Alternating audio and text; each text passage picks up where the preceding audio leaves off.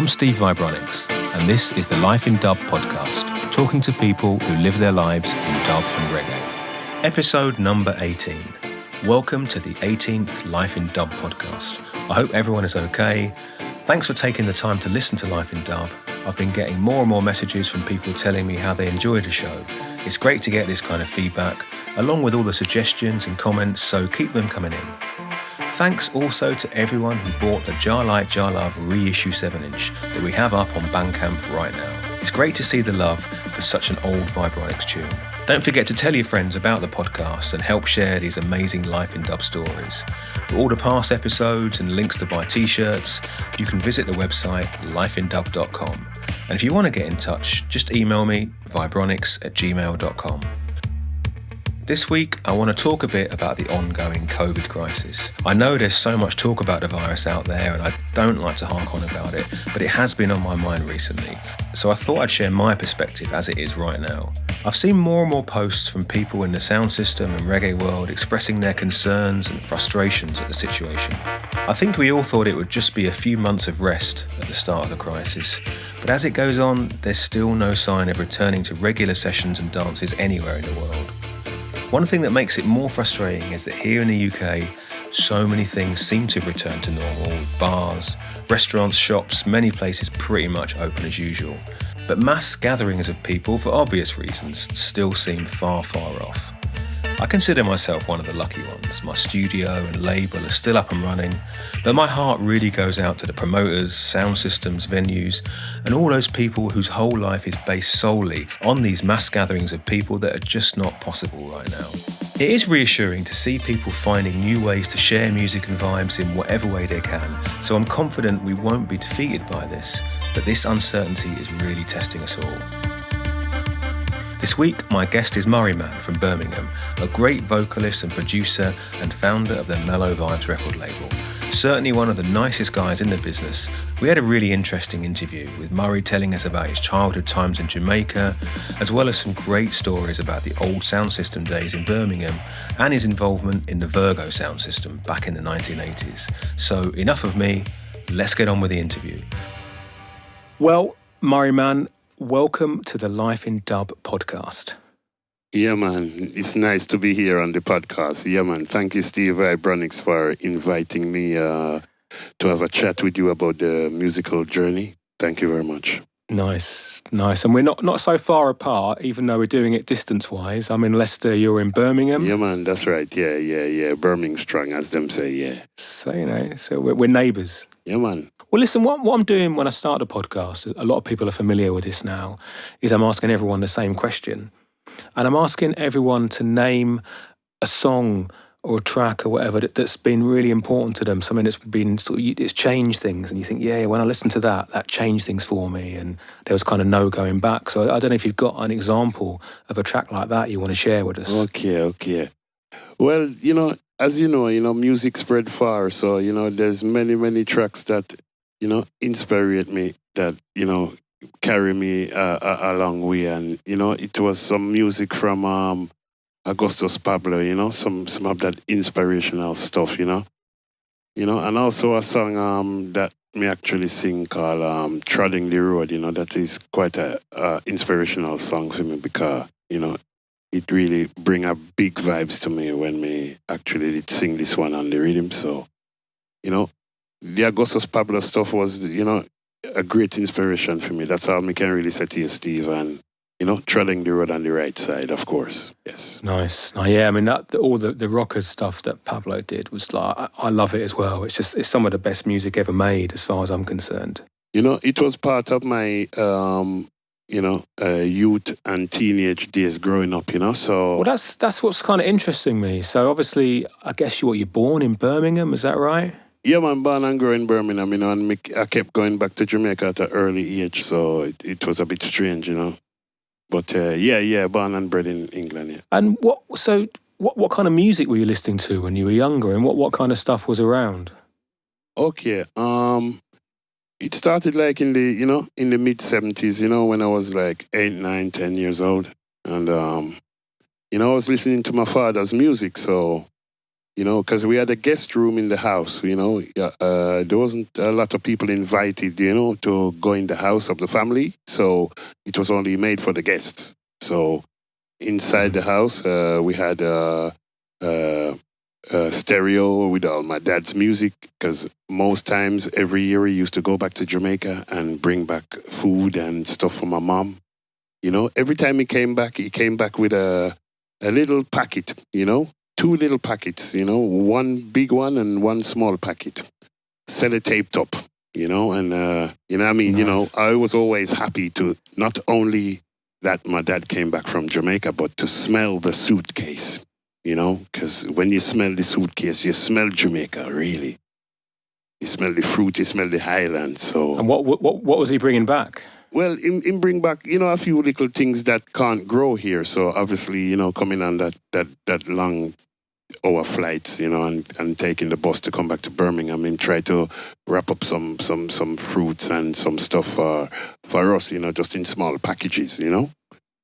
So all the time it was always smelling of fruit and loveliness from Jamaica, you know. So in that same time, you know, these 2 packages that he brought back, you know, there was records, you know, there was 7 inches and there was some 12 inches, 45. So, you know, I grew up on, you know, that mid-70s reggae music, you know what I mean? So that is where I started with the Delroy Wilson, the Toots and the Maytals, and, you know, nice. And these records were direct from Jamaica. That's right. You know, the early John Holt and the Dennis Brown and the early Dennis Browns. And I wasn't allowed to play the music, you know, because my father was very strict with the records, of course. And you can't mess with your dad's things. No. So I was only made to listen and dance, you know. So I listen and dance and enjoy myself when the room was open, you know.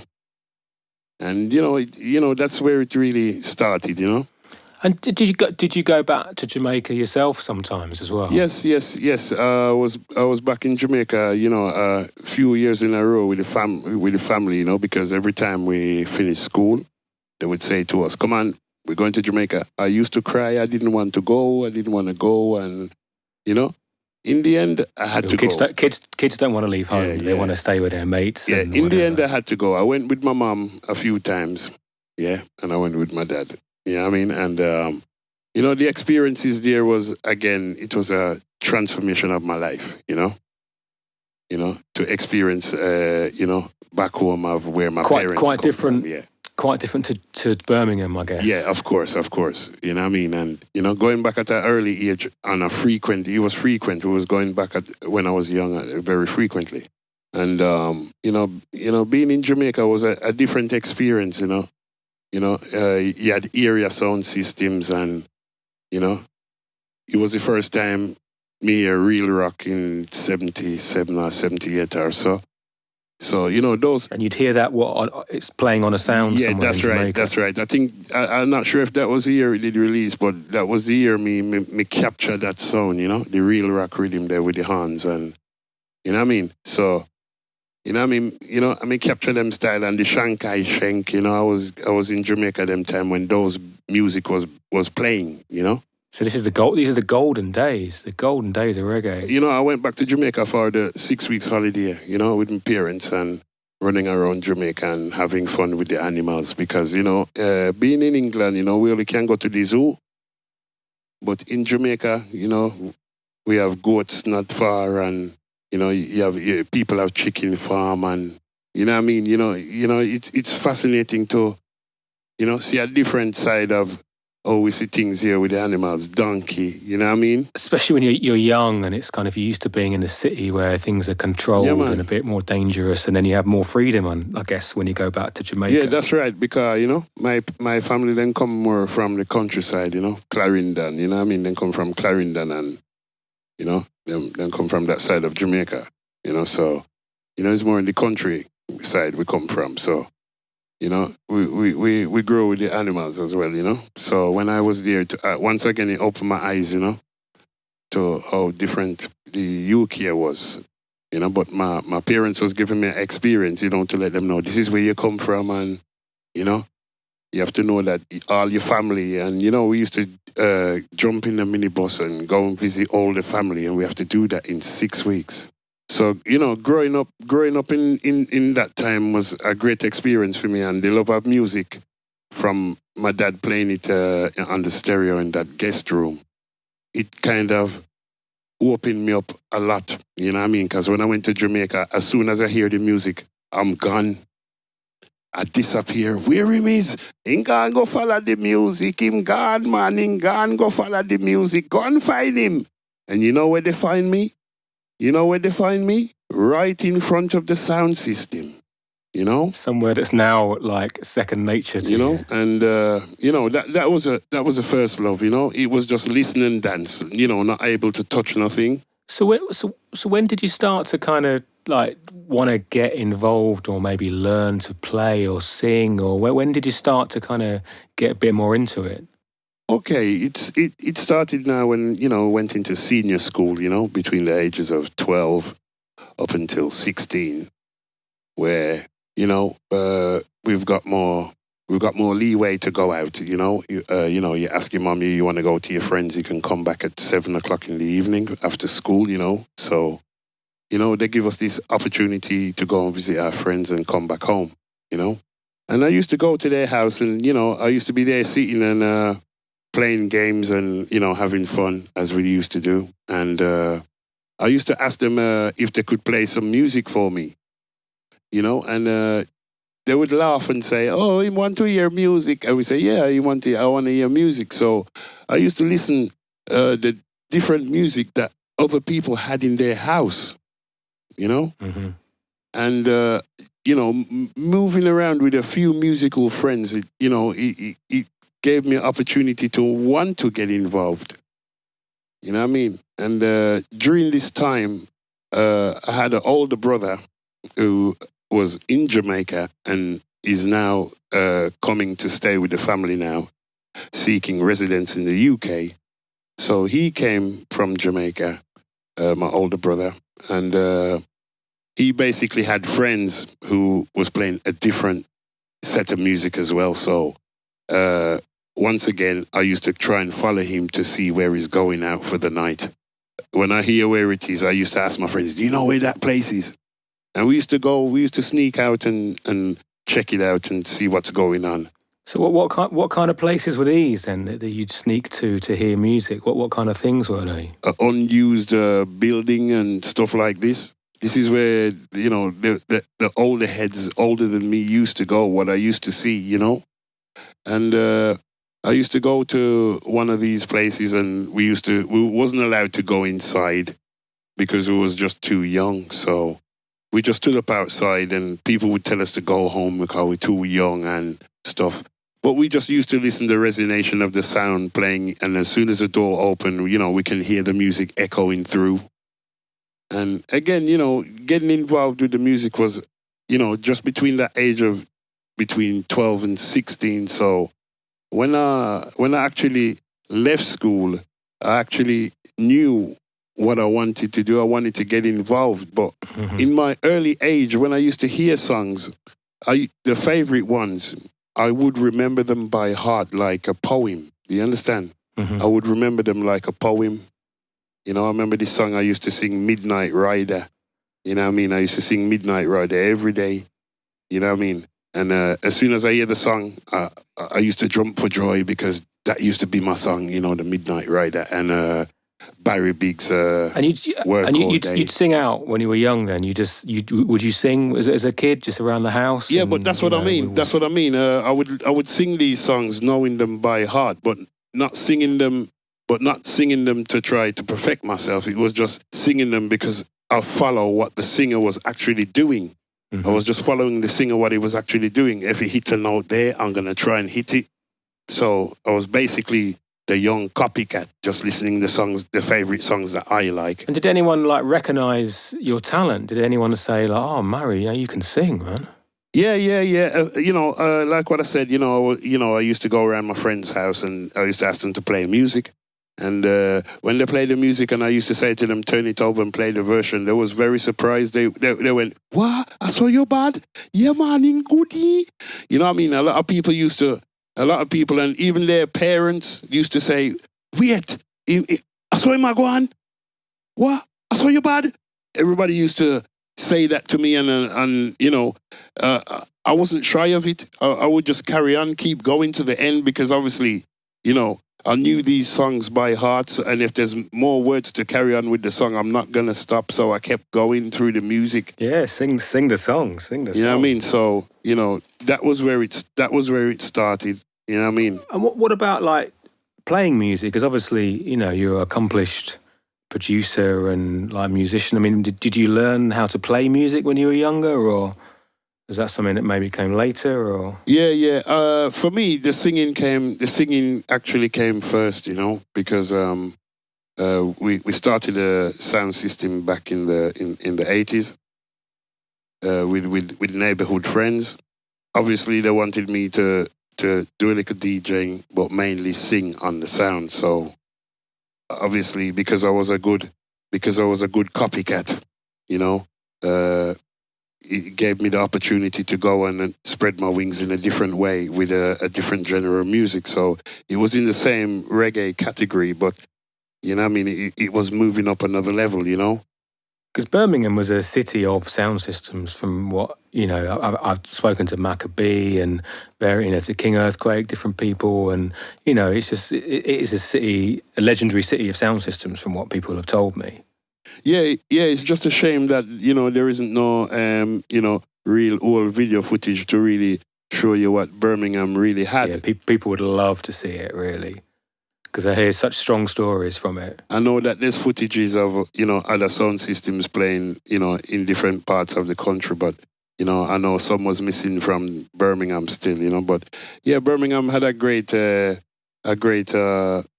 growing up as reggae pioneers and sound system men and people who wanted to get involved, even like myself, you know.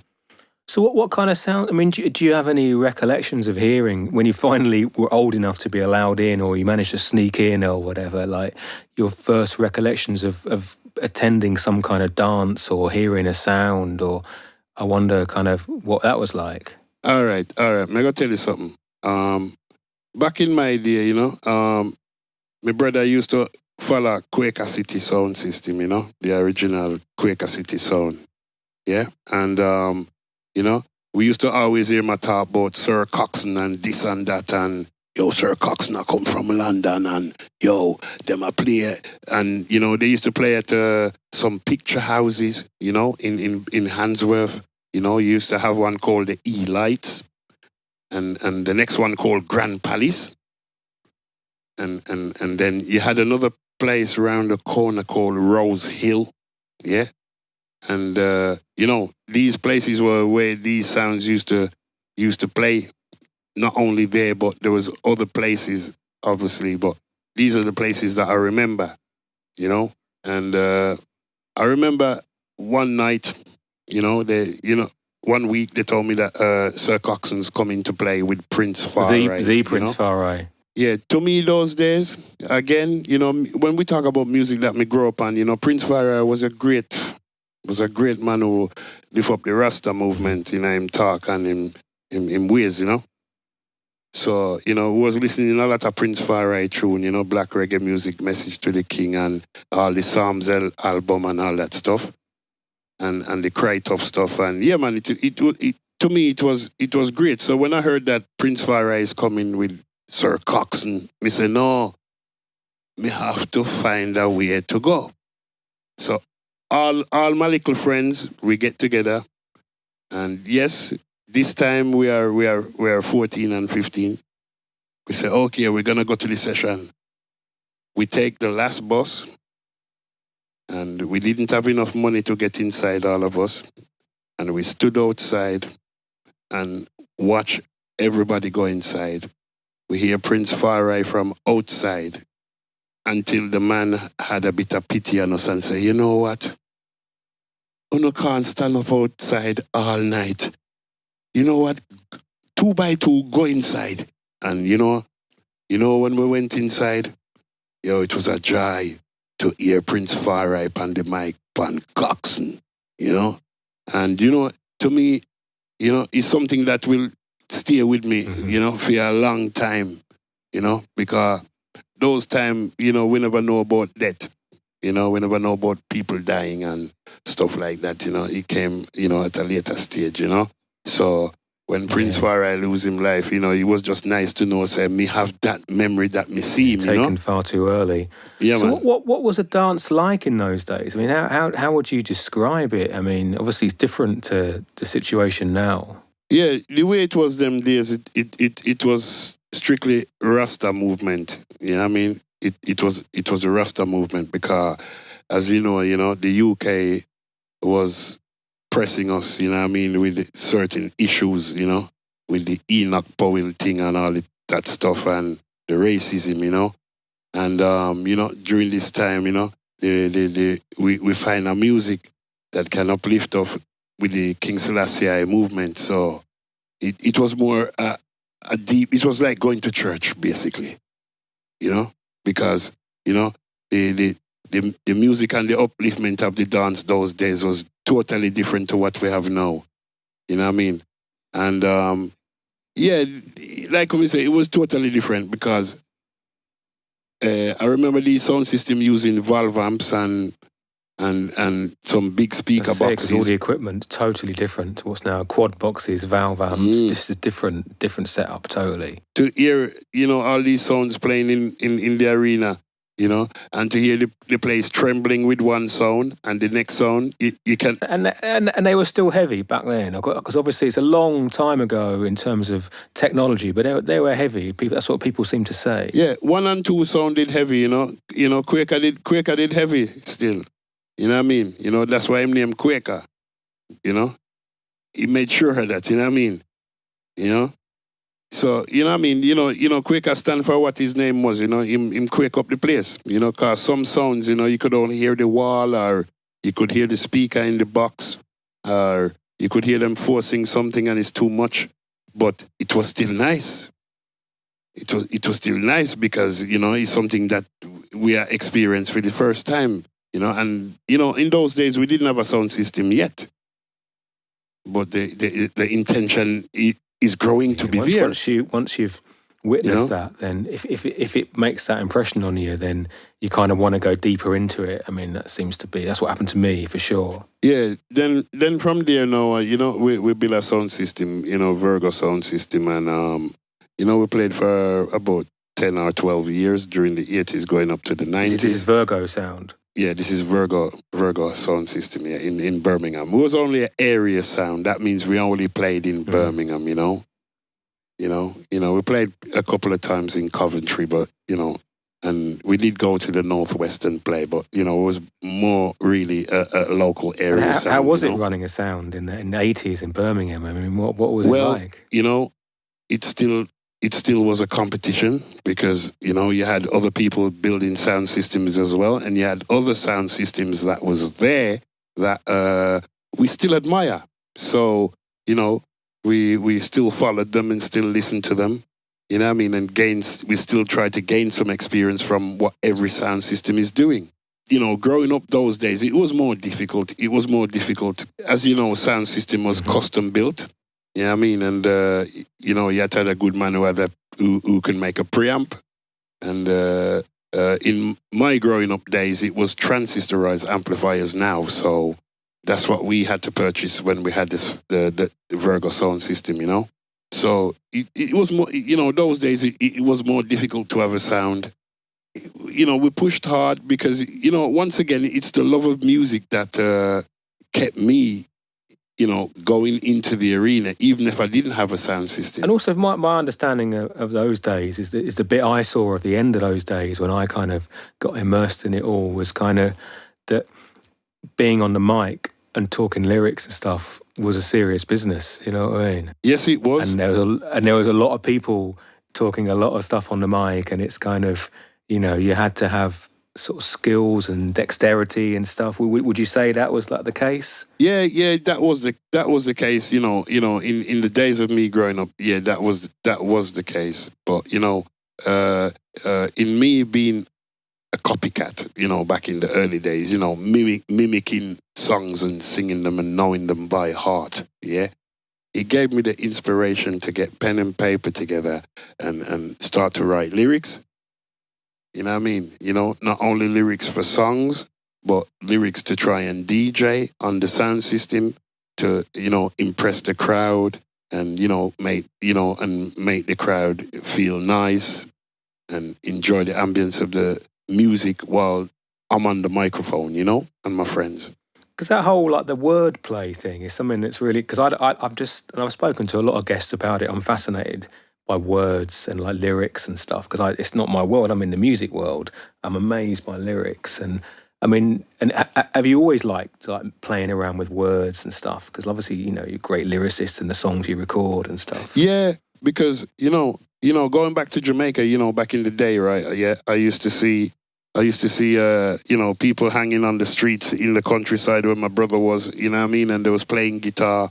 And when I hear them sing, I would join in, the inspiration with the music, you know what I mean? And what I've been learned over my years, and now I'm in the UK doing the same thing. Back in the day, it was still difficult because, Murrayman wasn't recognized on a big podium until like 98, when I actually gave up the sound system and went into studio production. And how did you get into all that? Because obviously that's how I met you, and how a lot of people know you now is studio production and building tunes and running label and all the rest of it. And how did you get into that whole world? Okay, I had neighborhood friends, after during the Virgo sound system days. So we're really talking 80s going up. Yeah, we built up the sound. And I'm singing, I'm still learning. And, we hear the first Scientist and Barrington Levi dub mixes of some tune. And, they were saying to me, yo, Murray, you have to sing on this one, because this is what we're going to play, when in the middle of the dance. So I would go and sing these songs. I saw somebody who saw me in the dance and invited me to come to their house because I had a 4-track machine to record voices on their own with the music. So this is where we started to go around this guy's house and we started to play with the 4-track. His name's Brian B. He's actually a drummer, and well, anyway, he had a 4-track and he said, come round and see what you can do on these tracks. And that's where it really started, because his family is quite a musician, because his brother is a drummer as well. And obviously they got a few instruments in the house. So obviously when I went there, I saw not only keyboard, they had bass guitar, lead. And, they had a few instruments of tambourine and stuff like that. And, they would try to make a recording on one track, play the keyboards on another track. And then they say to us, right, we got 2 more tracks to go and sing on. Yeah. So this is where it started, in the attic. Well, those 4 tracks were like revolutionary, because you could actually record music and start to make tracks and like understand how records are made. That's right. And this is where it moved to. And anytime the sound wasn't playing, we would knock on Brian's door. We would run upstairs to the attic.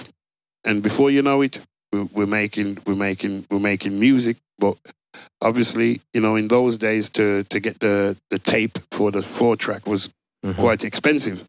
So we had to know that anytime we go in there, we have to make something good. Otherwise, the next day they're going to rub over it. That's it. It's so different now. People have no idea that it's like, you had to record something, you had to buy a tape or buy something, and you got to commit to it, and it's got to be, to a certain level before you can do that. Yeah, so, being around Brian, I learned to try and play everything. And, there was even a year when he came with an accordion, the accordion that you put on your back. And he even tried to learn to play it, and he could play it, And, he was trying to learn all of us, hey, put this on your back, look, just push it forward, push it back, push it forward, push it back, press this one, press that one, press this one.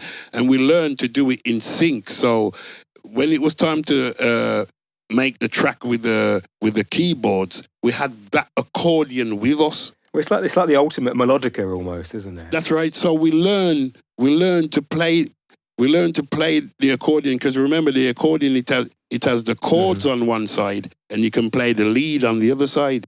So we learned this, like, you know, and we went through, and then after a while, you know, we done a couple of cassettes with me singing, and obviously bringing it to everybody to listen, and you know, that's where it kind of moved again. You know, I moved with an engineer called Spears. You know, I was building tracks at home and bringing them to him, and he was making tracks, and obviously there was more, you know, Spears was more experienced than I was at the time. Because they're all like apprenticeship, like studio apprenticeships, aren't they? You just got to learn these tricks and tips and everything. And then once again, you know, I had my own neighborhood engineer here as well, who loved what I was doing, called Winston Davis. It's our own little Tubbies in Birmingham here. You know, a lot of people know him, you know, and not long ago, you know, he passed away, God bless him, you know what I mean? But as far as I can say, all his fingerprints are all over the studio, you know what I mean? But God bless him and rest in peace. But I used to go over there and experiment with him and build tracks. But this time, Brian B was playing the drums. He had a few people playing the bass and everybody playing live. And again, this is where I still had the opportunity to try and get involved, you know? But everybody was saying, no, stay with the singing, man. You're good, man. You're good. Stay with the singing.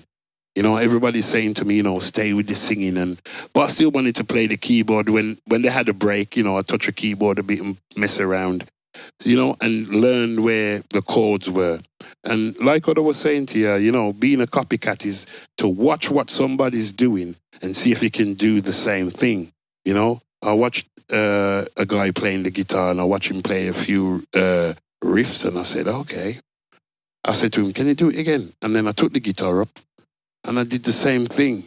But obviously my fingers couldn't stretch, you know, because, you know, playing guitar is quite... It's like the way that you were working with these other people is, it's like in these days of, like, you know, people swapping files on the internet and looking on YouTube and stuff. In those days, it was more of a social thing. However basic the studio was, you had to go there to do it, didn't you? That was how it worked, you know. Yeah, that's right. That's right. And, you know, what I realized was...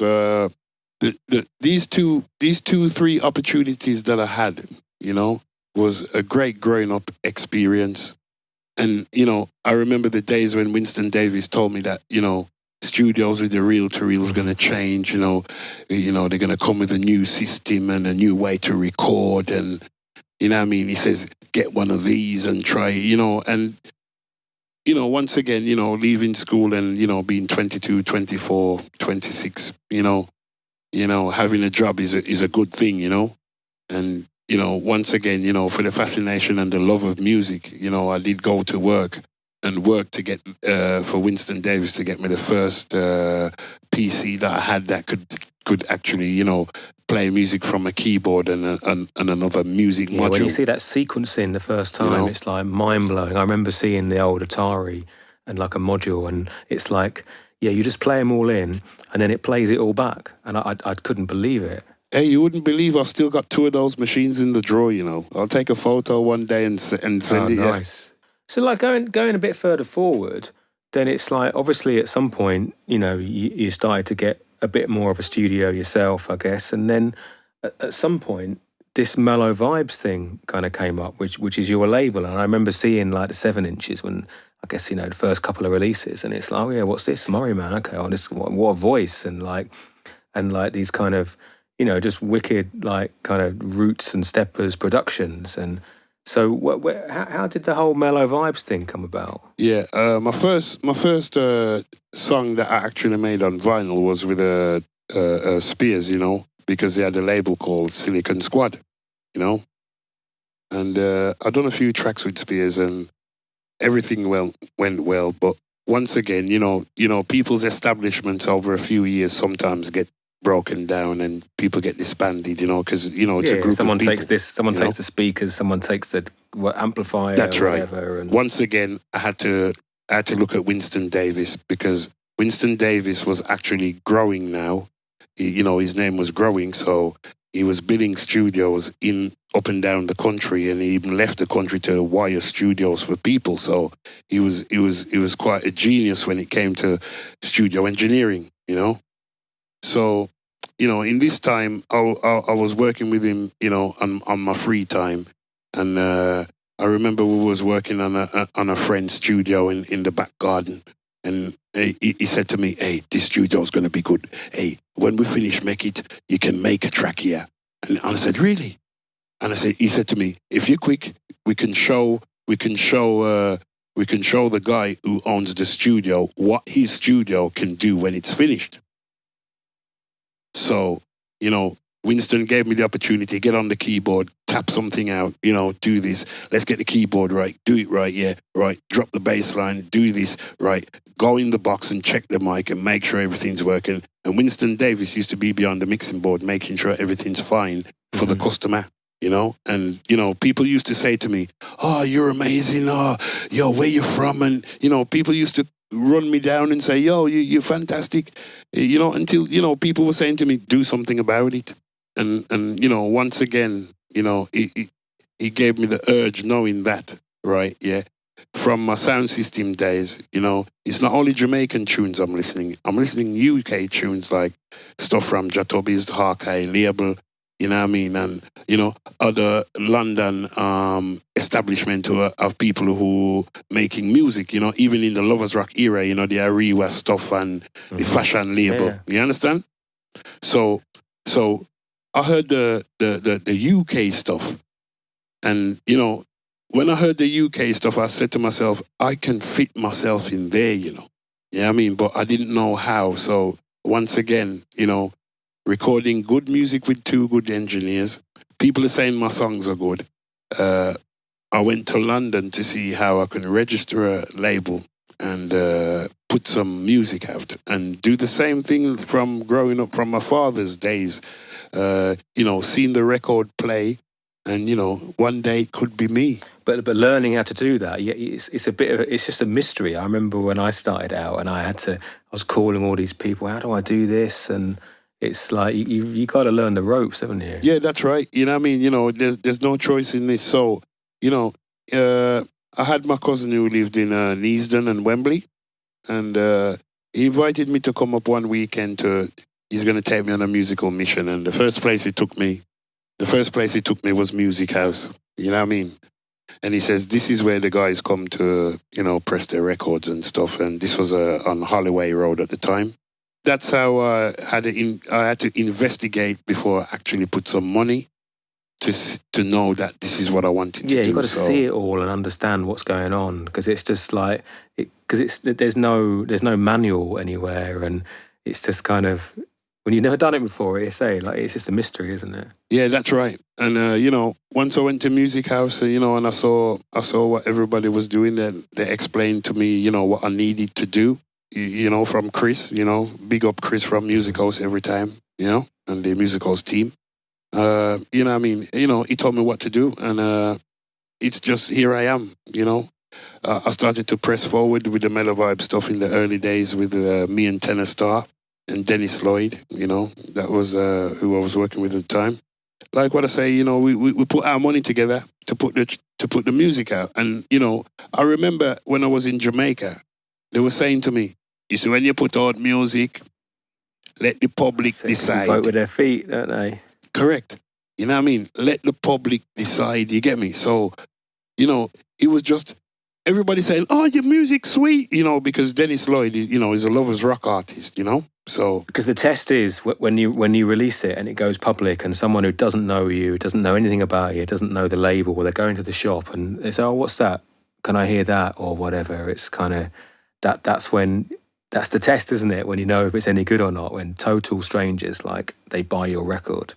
Well, that was the thing, you see. And once again, we pressed, a couple of vinyl with the three of us, with Tenor Star, and we put the music forward. And what I was doing then was, for 3-4 years, I was just producing myself and Tenor Star. And that's how it started. I used to make a track, sing on it, and I used to bring it round friends, And I used to really ask them what they think. And, you know, some of them would tell me, oh, this sound like the tune when me hear there that day up on the radio. And so that's giving me an idea. So what kind of response did you get to some of those, like, Mellow Vibes releases? Because obviously when a new label comes up and maybe people, you know, to some people, like a new artist as well. Being in Birmingham, I had to face London all the time. So every time the tune was ready, I had to go to London. I had to drive to all the reggae record shops. There was Mr. Palmer, Jetstar, and Hawkeye Records.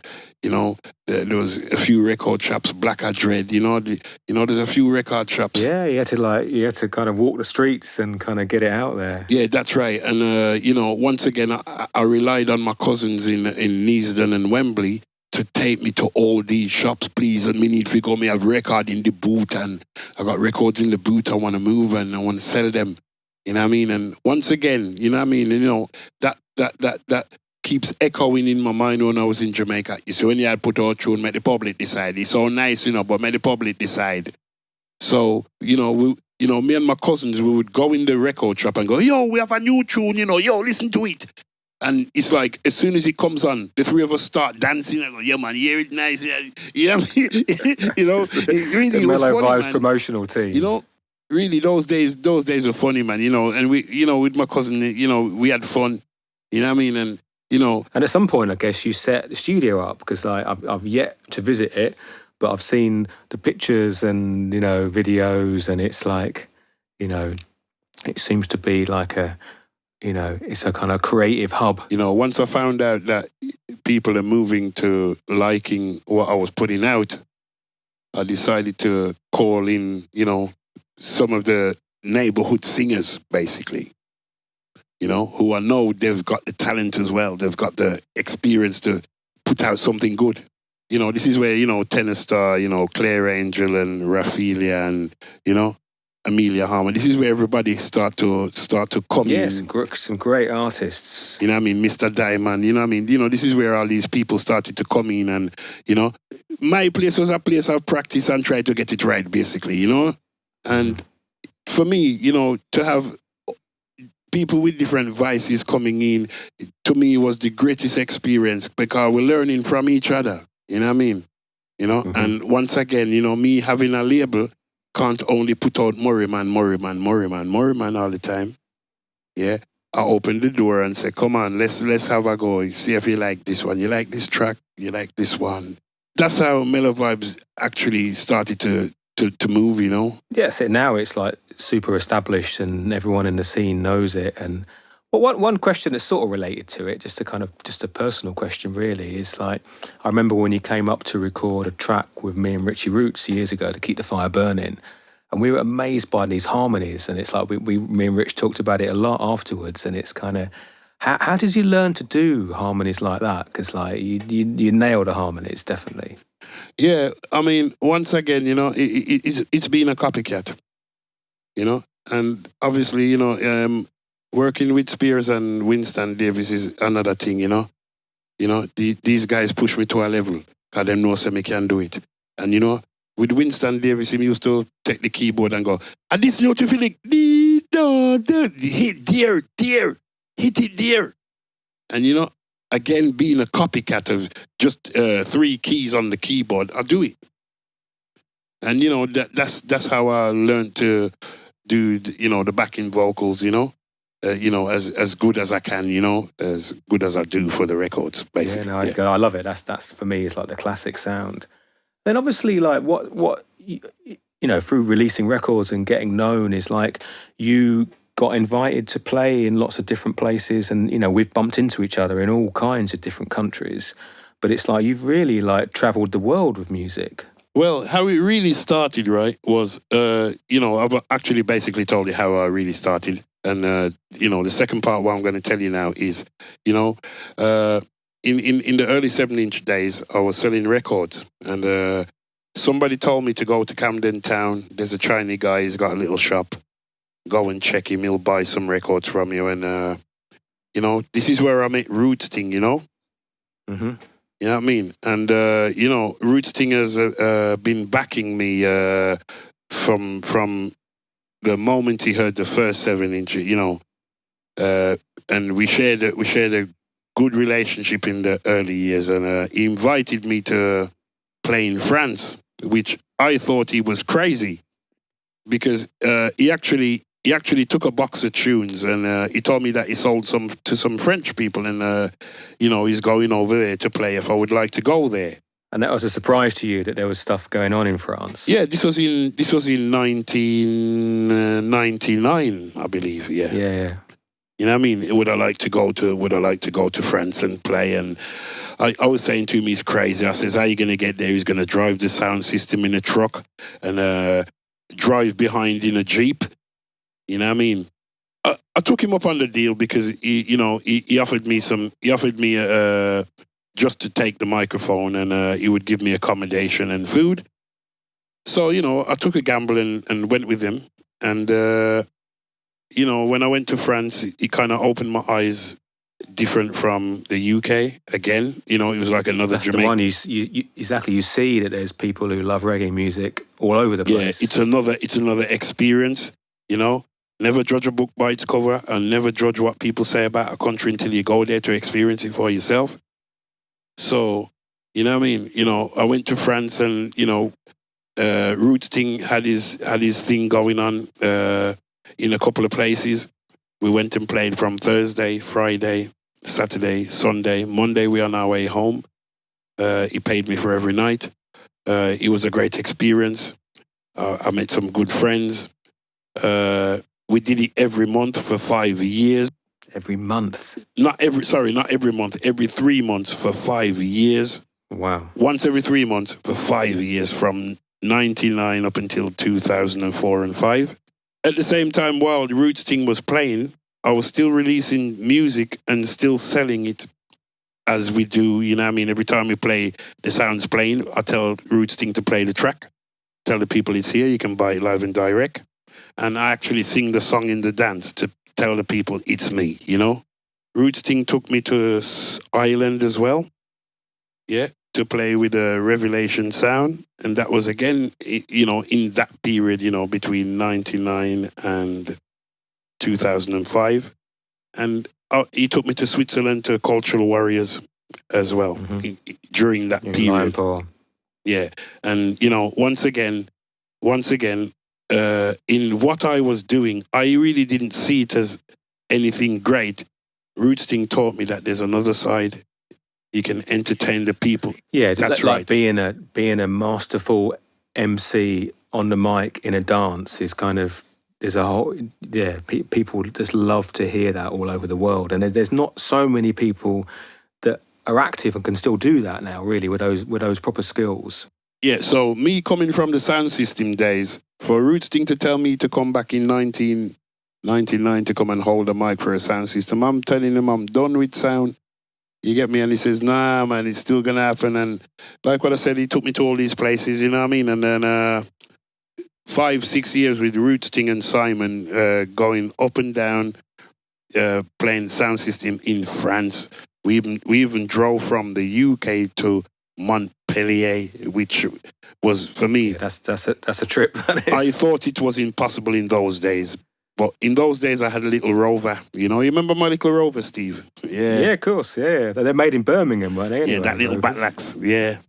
Yeah, I serviced it and drove there with them, and what an experience, I saw another side to France when I went there. And sort of moving forward, obviously, you've released loads of music on your own Mellow Vibes label, as well as recording as a vocalist for lots and lots of different labels. And it's kind of, there's a whole body of like Murrayman works out there now as well. And it's kind of, I don't know how it feels now to have put out all that music and to be known, and, what's it like? What's the kind of perspective now? Well, once again, Steve, as you know, you captured me in my early days as well, with the Keep the Fire Burning song and stuff, true. You know what I mean? And, the whole idea was, all I wanted to do was to be heard, because, sometime I Murrayman, can get a fight by my own people.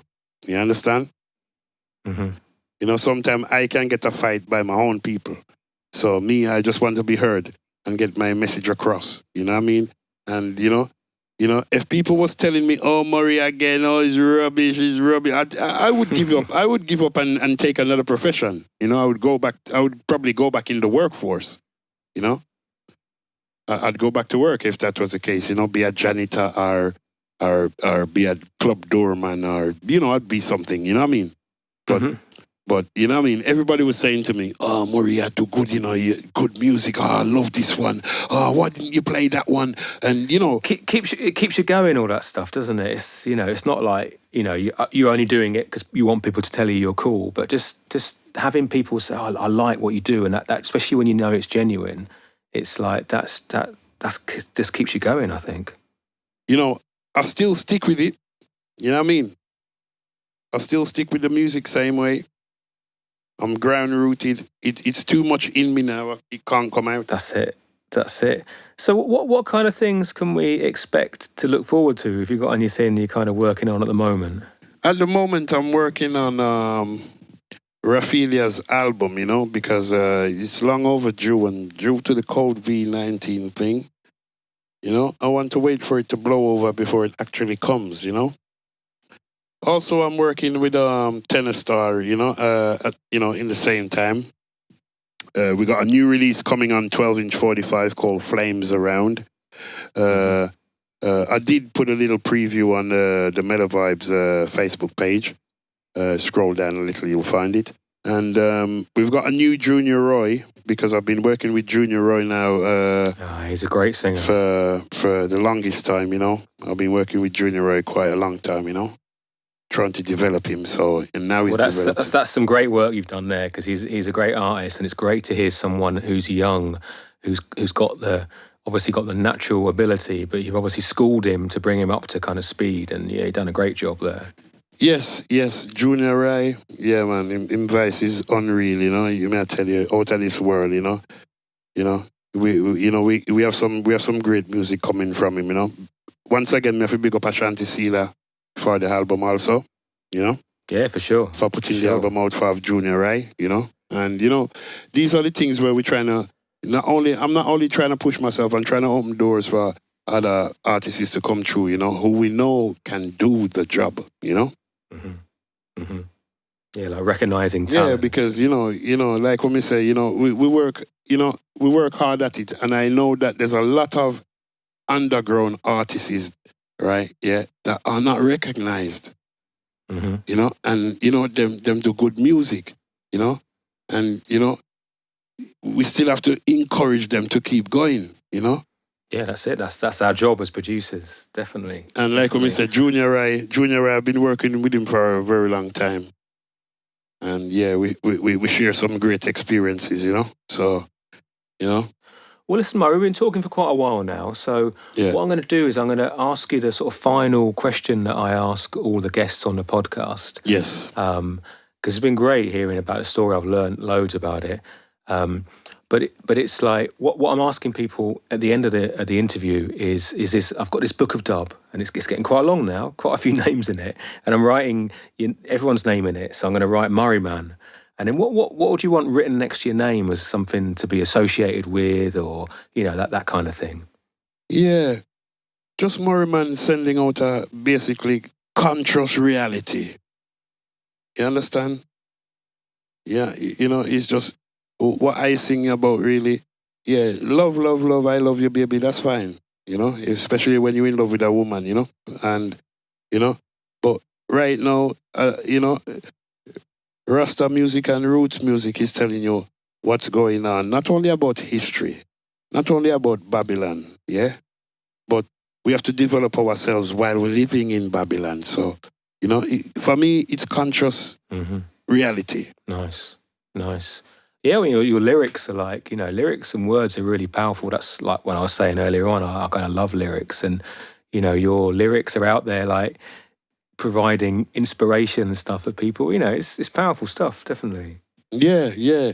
But like we say, me try my best to, use good vocabulary in the words of the songs that me trying to put across, Well, Murray, Thank you very much for being part of the podcast, and look forward to doing some more work together. Yeah, man, no problem, Steve. Yeah, big up each and every time, and all the listeners and all the people and all the fans and all the people worldwide who know me and the people who grow me and the people who just getting to know me. Thank you. Thanks again for joining me and Murrayman for this 18th episode of the Life in Dub podcast. Don't forget to subscribe to Life in Dub to keep up to date with each new episode. And if you enjoy the show, please share it and help spread the word. All the info you'll need about the show is on the website lifeindub.com. And I'll see you all again in 2 weeks for the next Life in Dub podcast.